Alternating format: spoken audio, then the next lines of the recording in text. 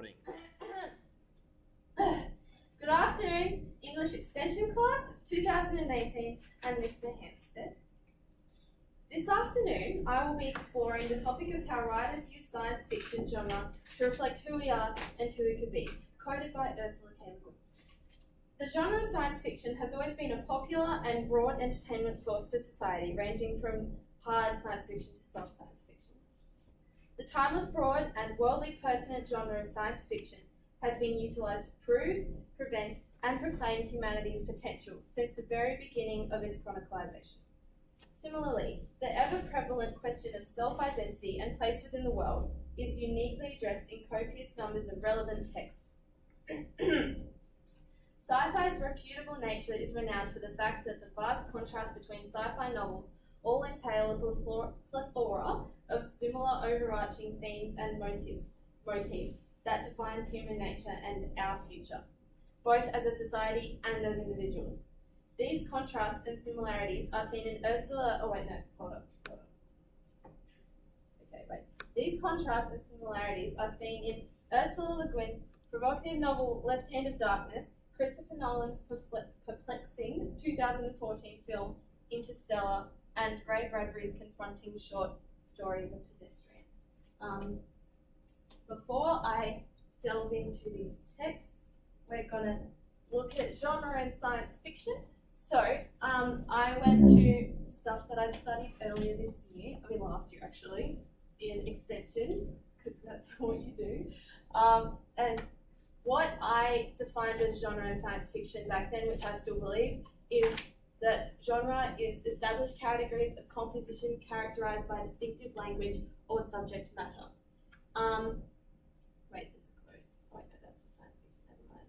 Oh yeah, so a few other versions of genre that I looked into is constant state of flux, proliferation of hybridized or subgenre forms.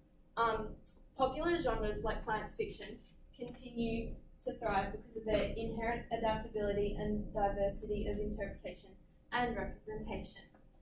Because science fiction has always been around. Like, for example, The Day the Earth Stood Still is a very, very old science fiction film. And now they're recreating that film for now, and it's still relevant and people still like it. So that's genre. Science fiction, I have a quote from Ray Bradbury, who's one of the people that I was looking at, saying anything you dream is fiction, anything you accomplish is science. The whole history of mankind is nothing but science fiction. And also a quote from Ursula K. Le Guin saying, writers use the science fiction genre to reflect who we are and who we could be. That's the essay question. Yeah, I know. I'm using that as a.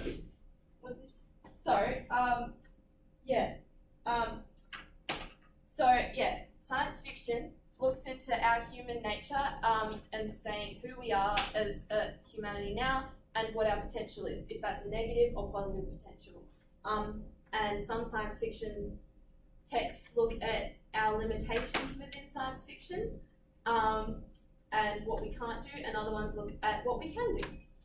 So, there we go. Wait for that. So, the relations to my texts, who we are, so they are all pertinent, so they all, throughout society and throughout our timeline on Earth, our texts still relate from back in the 1950s to now.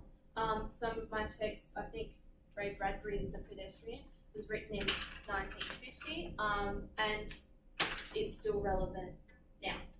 And it's kind of a projection of what's going on now. I'll delve into that more later though when I look at the text bit. So who we could be. So all of my texts say, so they're all still relevant. They're all complicated.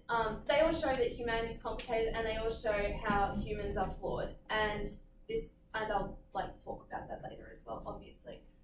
So that's all my texts say, who we are, and they're talking.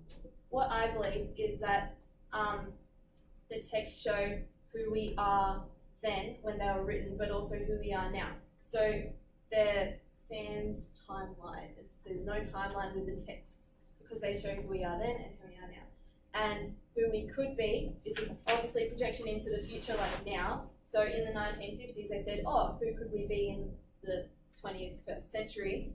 They were thinking of now, but also it's still relevant to later on in the future for us in a time of now. So yeah, that's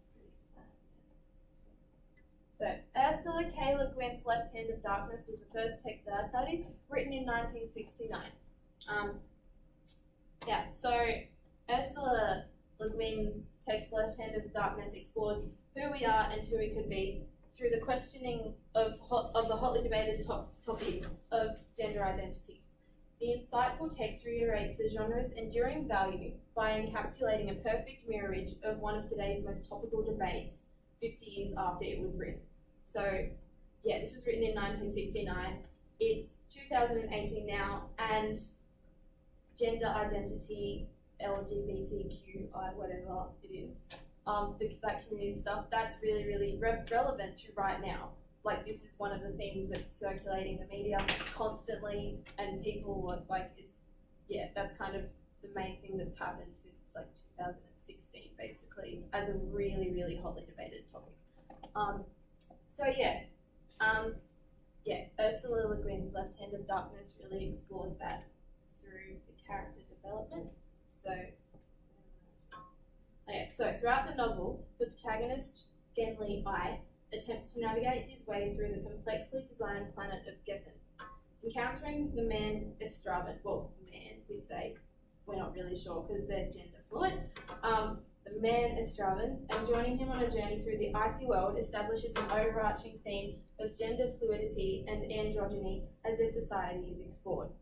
Genli's contention as he attempts to use pronouns irrelevant to Gethinian society is a technique used to highlight the complex and alien lack of gender that Genli is confronted with.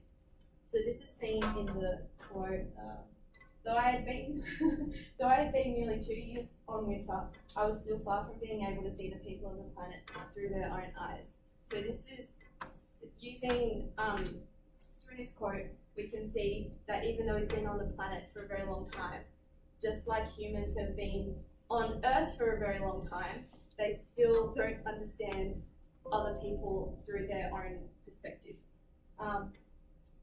So just got a photo here of one of the LGBT